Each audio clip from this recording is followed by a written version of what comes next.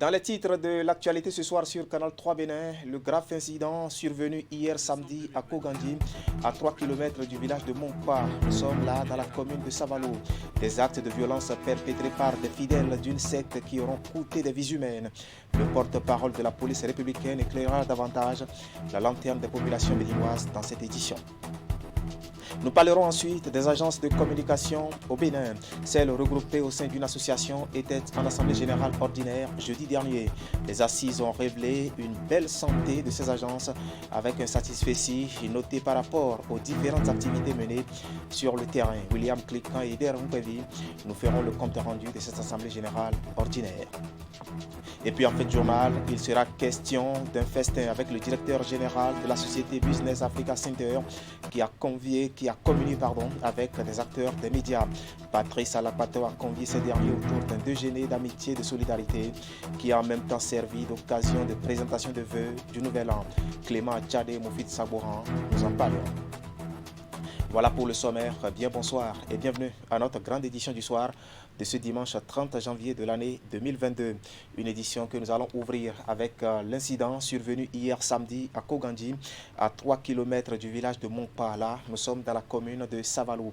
Il s'agit d'actes de violence perpétrés par des fidèles d'une secte dénommée Azael Aouignan. Le bilan, lui, est bien lourd, avec bien des pertes en vies humaines. Écoutons ici le porte-parole de la police républicaine. Roger Tawes est au micro de Teddy Goudalo et Elvis Tonoukoua. Courant décembre 2021, la population de Monkpa, réputée généralement calme, a constaté puis a signalé au commissariat de la localité un certain nombre de faits peu ordinaires. Il s'agit d'actes de violence et de destruction de biens opérés par des fidèles de la secte dénommée Azael Aouignan, installés depuis quelques années dans le hameau Kogandi, si à 3 km de Monkpa dans la commune de Savalo. Coups et blessures volontaires, menaces de mort, vol de récoltes et destruction des biens appartenant à autrui sont entre autres le martyre que font subir quotidiennement aux populations les membres de cette secte ayant pour gourou le sieur Podekon Mesmin. Les membres de la secte justifient leur acte par une inspiration divine. Le lundi 24 janvier 2022, une dame enceinte a été curieusement violentée et sérieusement molestée par 15 fidèles de la dite secte pour des motifs fallacieux constitutifs d'infraction à la loi pénale. Convoqués plusieurs fois par la police, ils ont refusé de répondre aux dites convocations. C'est alors qu'une équipe du commissariat de Monkpa s'est rendue au siège de la secte pour rencontrer son premier responsable et comprendre les causes réelles de tels agissements de leur part. Mais elle s'est vue opposée par des fidèles violents et drogués, un refus catégorique d'accéder à leur siège. L'équipe de la police a fort heureusement échappé à une séquestration après l'érection de plusieurs barrages faits de troncs d'arbres sur la voie par ces soi-disant fidèles. En effet, les fidèles de cette secte professent la fin du monde. Leur besoin ultime était de vider leurs avoirs et de se départir de tous les biens de toute nature avant l'avènement de la dite fin du monde. Ils étaient donc autorisés par leur gourou à saccager les récoltes des populations, détruire les biens de leurs voisins, puis commettre tout acte répréhensible au motif qu'ils ont reçu l'inspiration et l'autorisation du Saint-Esprit. En effet, après l'interpellation de certains responsables recherchés, les fidèles drogués armés de gourdins et de fusils de fabrication artisanale, sous les ordres du gourou, ont séquestré, dans un premier temps, 2 fonctionnaires de police qui tentaient de les raisonner plutôt que de faire usage de leurs armes. Voulant coûte que coûte libérer les co-religionnaires armés de fusils de fabrication artisanale, de bidons d'essence, ils ont attaqué et tenté d'incendier le commissariat de police de Monkpa. Heureusement, le dispositif mis en place a permis de les repousser. Les négociations entreprises par le biais des élus locaux pour libérer les 2 fonctionnaires de police n'ayant pas abouti, l'équipe de fonctionnaires de police s'est rendue dans la brousse où les membres de cette secte se sont retranchés à l'effet de retrouver leurs collègues. Malheureusement, ils découvriront les corps de ceux-ci froidement assassinés. Sur ce, ils ont entrepris une battue en vue de retrouver les auteurs de ce crime odieux. C'est alors qu'ils vont essuyer des tirs de personnes en embuscade auxquels ils ont riposté. Cela a entraîné 6 morts. Nous profitons de cette occasion pour nous incliner devant la mémoire de nos collègues tombés dans l'accomplissement de leur devoir. Des avis de recherche ont été lancés pour retrouver les responsables de cet acte afin qu'ils répondent de leurs actes. La situation est relativement calme. Nous invitons et sollicitons nos concitoyens au calme, à la sérénité et à la collaboration pour nous aider à retrouver ces personnes recherchées. En tout état de cause, force doit rester à la loi. Voilà, c'était Roger Tawès, porte-parole de la police républicaine. À Parakou, le gouvernement poursuit le processus d'indemnisation des personnes affectées par le projet de construction des logements socio-économiques de Bayero. Après avril, septembre et décembre 2021, la commission interministérielle d'expropriation et d'indemnisation vient de procéder pour la 4e fois à la remise de chèques aux concernés. C'était jeudi dernier dans les locaux de l'hôtel de ville. Compte rendu Jacques Degué et Socrate Adantodé. 83 chèques au total sont distribués aux victimes pour un montant de près de 80 millions de francs CFA par la Commission interministérielle d'expropriation et d'indemnisation, ce qui porte le total à 318 personnes dédommagées depuis le début du processus le 1er avril 2021 pour un montant cumulé de plus de 700 millions de francs CFA. La présente cérémonie, qui est la 4e en son genre depuis le 1er avril, permettra tout à l'heure de remettre les chèques à 83 personnes affectées par le projet. Cela va porter ainsi à 318 le nombre total de personnes dédommagées depuis, n'est-ce pas, le début de ce processus, pour un montant cumulé de 702 384 862 francs CFA. Nous avons indemniser en priorité les PAP qui ont des bâtiments. Le projet de construction des logements sociaux et économiques de Bayero est l'une des grandes ambitions du président Patrice Talon. Il contribuera à l'amélioration du cadre de vie, au bien-être des populations, tout en préservant l'environnement grâce à de nouvelles approches en termes d'urbanisme. Toutes les personnes qui ont été affectées seront encore indemnisées.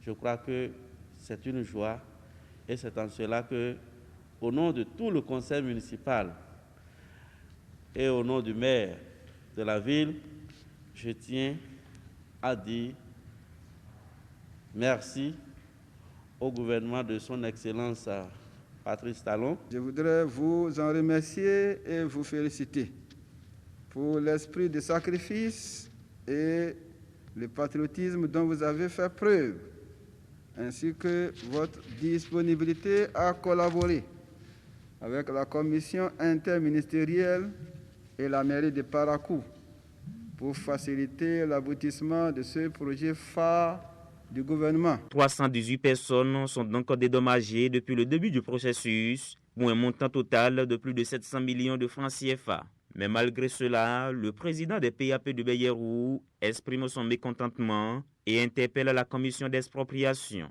Je ne suis pas content parce qu'il y a encore des gens qui vivent encore sur les lieux qui ne sont pas dédommagés, dont leur nom ne fait pas partie de cette liste. Et vous ne pouvez pas comprendre combien de fois je suis touché parce que les coups de fil sont trop. C'est trop. Les visites dans mon service, c'est trop. Donc, je veux demander encore à Monsieur le Président de la Commission de m'aider. Le projet de construction des logements sociaux et économiques de Beyerou est inscrit dans le programme d'action du gouvernement du président Patrice Talon. Après le retard observé lors de l'exécution du PAG 1, les entreprises commises à la tâche sont déjà identifiées et les travaux sont prévus pour démarrer très bientôt. Parlons gouvernance locale à présent, avec les maires et l'État central qui s'engagent officiellement pour la mise en œuvre des réformes du secteur de la décentralisation.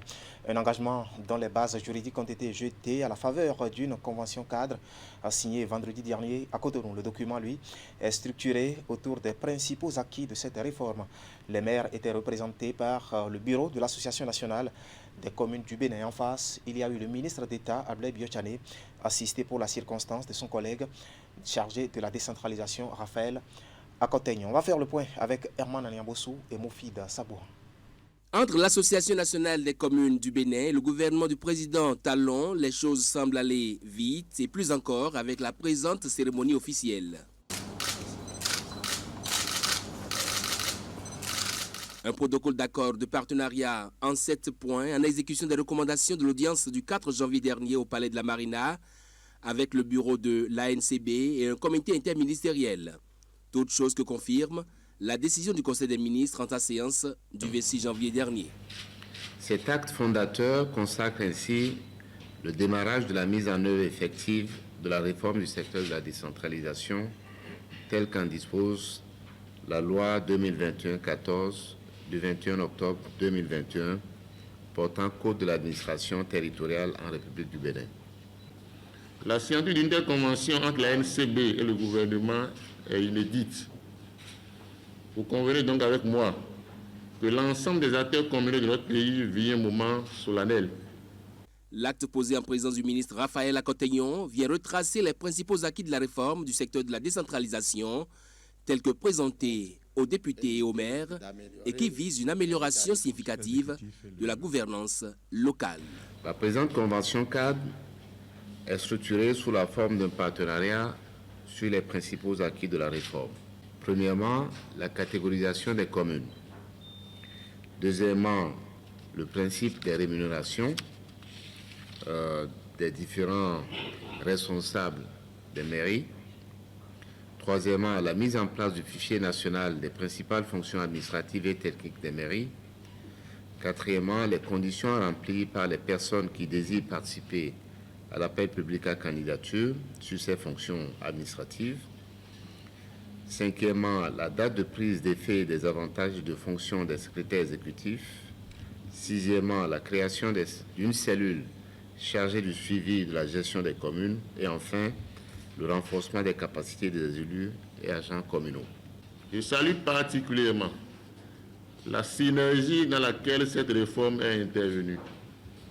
Nous, élus communaux du Bénin, apprécions à leur juste valeur les efforts consentis par le gouvernement et son chef, et nous ne les remercierons jamais assez. Je voudrais vous rassurer, au nom de mes pairs, que nous continuerons à jouer notre partition pour la réussite de cette réforme du secteur de la décentralisation dans notre pays. Ce vendredi 28 janvier marque un tournant décisif dans les rapports entre les communes du Bénin représentées par le bureau exécutif au grand complet et l'État central. Reste maintenant pour chaque partie à s'investir dans l'opérationnel pour une mise en œuvre effective de la réforme au plus tard, début avril 2022. Voilà, compte rendu signé Herman Aniambossou et Moufid Sabouhan. Allons aux nouvelles des agences de communication au Bénin. Celles regroupées au sein d'une association étaient en assemblée générale ordinaire jeudi dernier. Les assises ont révélé surtout une belle santé de ces agences avec un satisfecit noté par rapport aux différentes activités menées sur le terrain. William Cliquant et Eder Nkwevi nous font ici le point de cette assemblée générale ordinaire. Les signaux sont au vert. Les membres de l'association des agences de communication peuvent se frotter les mains. Objectifs fixés et activités planifiées ont abouti, et ce à la satisfaction générale des congressistes. Nous avons accueilli de nouveaux adhérents. Nous avons fait le point de nos activités. Nous avons fait le bilan moral et le bilan financier. Et nous avons surtout pris des engagements pour l'avenir. L'union fait la force, que nous avons besoin d'être ensemble pour travailler à développer et à crédibiliser notre métier. Notre appel est aussi en direction des personnes qui nous permettent de vivre, ces annonceurs qui nous confient leur communication, qui nous confient la vie de leur entreprise et qui nous confient leurs sous. Nous voulons leur dire que nous sommes des professionnels sérieux. L'une des principales actions en cours est la participation active au processus de régulation de leur secteur d'activité par la relecture du cadre législatif. L'AAC compte prendre toute sa place dans ce débat et s'impliquer davantage pour une loi mieux adaptée à la publicité au Bénin. Nous avons en principal décidé de contribuer et d'œuvrer pour la régulation de notre profession en République du Bénin, en contribuant, en participant aux initiatives étatiques qui sont en cours au niveau de la haute autorité de l'audiovisuel et de la communication et de toute autre initiative qui pourrait nous inviter à y faire. Et nous ferons ce qu'il en faut pour exister dans le paysage justement des associations professionnelles. Un peu moins de 6 ans déjà que l'Association des agences de communication existe. Elle compte aujourd'hui une 50aine de membres avec les nouvelles adhésions de cette Assemblée générale ordinaire. Dans le reste de l'actualité ce soir, il y a ce déjeuner de presse organisé par les secrétaires généraux des centrales et confédérations syndicales. C'était en début de week-end à la Bourse du Travail à Cotonou. Au menu, les implications, compréhension et analyse nées de l'annonce du gouvernement de revaloriser les émoluments salariaux des travailleurs de la fonction publique. Le point, c'est avec Hakim Osseni et Elvis Tonokwa. Un déjeuner de presse pour partager avec les travailleurs, l'opinion publique nationale et internationale, les fruits des réflexions engagées en lien avec l'annonce relative à la revalorisation salariale. Le canal emprunté tient de la volonté des centrales et confédérations syndicales. De 2016 à 2021, les denrées de première nécessité ont flambé avec calcul pourcentage à l'appui. La nourriture est devenue chère. La démarche se veut scientifique et dans la chronologie des faits, il y a eu d'abord un séminaire atelier le 14 janvier dernier à Ouida. Objectif, réfléchir aux documents statistiques et expertise avec sur les tenants et aboutissants d'une telle annonce. S'en est suivi à l'interne l'appropriation des axes de compréhension et de propositions qui constituent le bréviaire des responsables syndicaux. La sortie médiatique de ce vendredi s'est donc voulue informative. Revalorisation salariale, cherté de la vie, augmentation inexpliquée des prix des produits de grande consommation, instauration de nouvelles taxes. Le lexique a été abondamment relayé et à tour de rôle, les secrétaires généraux se sont succédés au pupitre. Nous avons commencé par supporter déjà depuis janvier les effets de la nouvelle loi des finances qui a créé plus d'impôts, qui a également augmenté certains impôts. Et donc aujourd'hui, plus qu'hier, plus qu'en décembre, si le travailleur doit acheter une tonne de ciment aujourd'hui, il y a au moins une augmentation de 5 000 francs sur la tonne. Et donc, tout cela fait que la promesse faite par le gouvernement de revaloriser le traitement, le salaire des travailleurs, cette promesse-là doit être très rapidement mise en œuvre. Il n'est pas question de partir d'un taux. Il y a des critères objectifs qui concourent à la fixation de la révalorisation du salaire. Pour le PIT, c'est clair qu'on doit faire en sorte que ça ne soit pas une menace aussi bien pour l'employeur que pour le travailleur. Deuxième élément qui est important, le principe même pour avoir la révalorisation, c'est d'abord le cadre, la périodicité. On ne peut pas être dans un pays et que la révalorisation du salaire soit comme une aumône qu'on fait ou bien une incantation qu'on prononce à un moment. Non. Ces différents tableaux présentés sont assortis de propositions, entre autres, l'ouverture d'une session d'échange avec le gouvernement. Deuxième proposition, que le gouvernement cesse de nous présenter l'ultralibéralisme comme étant la seule alternative pour notre pays. Troisièmement, il faut enfin que le gouvernement écoute le cri de cœur des citoyens pour accepter de relire le Code général des impôts. Un déjeuner de presse rime avec les instants de dégustation et de gastronomie, mais par-dessus tout, il y a eu la phase interactive et où les zones d'ombre de la presse présente ont été éclaircies par les responsables. Salaire. Tout à fait. D'un déjeuner de presse à un autre, le directeur général de la société Business Africa Center aussi a communié avec des acteurs des médias. Patrice Alapato a convié ces derniers autour d'un déjeuner d'amitié et de solidarité. Et l'occasion a été saisie pour échanger les vœux du nouvel an. Voici les détails avec Clément Tchadé et Mofid Saboua. Mois de janvier, premier mois de l'année et mois par excellence de présentation de vœux de nouvel an. Ce samedi 29 janvier 2022, un acteur économique et politique discret a tenu sacrifier à cette tradition. L'acteur en question, le voici, Patrice Alapato. Sa cible choisie ici, ce sont les professionnels des médias avec qui il communie. Un déjeuner de presse pour témoigner sa reconnaissance à ces acteurs des médias qui travaillent au quotidien pour la circulation de l'information et surtout de la bonne information, qui selon lui est un pouvoir, mais aussi une matière première pour l'opérateur économique, l'acteur politique et pour tout le peuple entier. Je suis très attaché à la liberté de presse, la liberté d'expression et à la liberté d'opinion. En ce premier mois de l'année nouvelle, je demande à Dieu Tout-Puissant, Créateur du ciel et de la terre,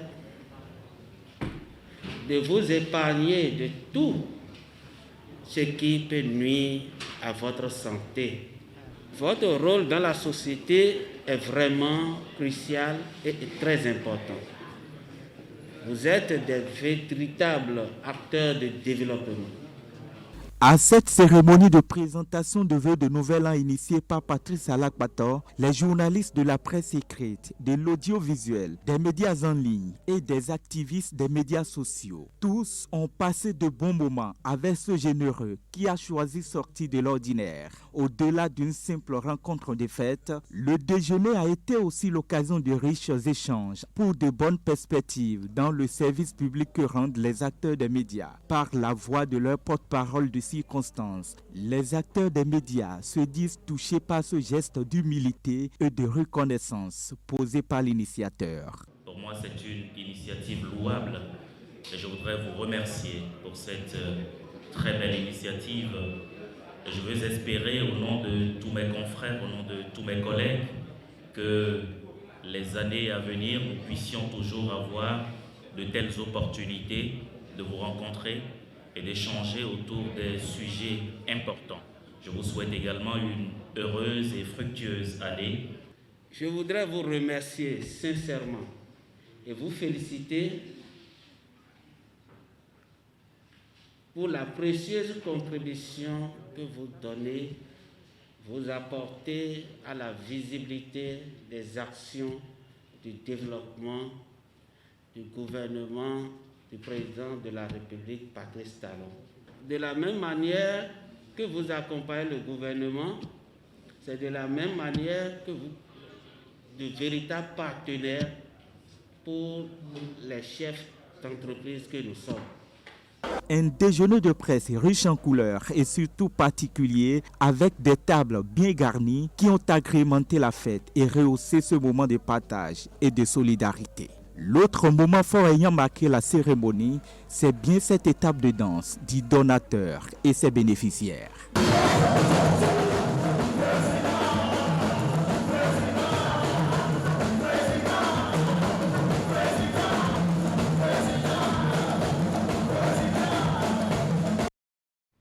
Voilà, des pas de danse pour clôturer ce déjeuner de presse. On va surtout se souhaiter bonne digestion. Ainsi va l'actualité ce soir sur Canal 3 Bénin. Toute l'équipe de présentation et de réalisation par ma voix vous remercie de nous avoir suivis. Ne zappez surtout pas, juste après le générique de fin de ce journal, je vous retrouve pour la revue de presse hebdomadaire. À très vite donc.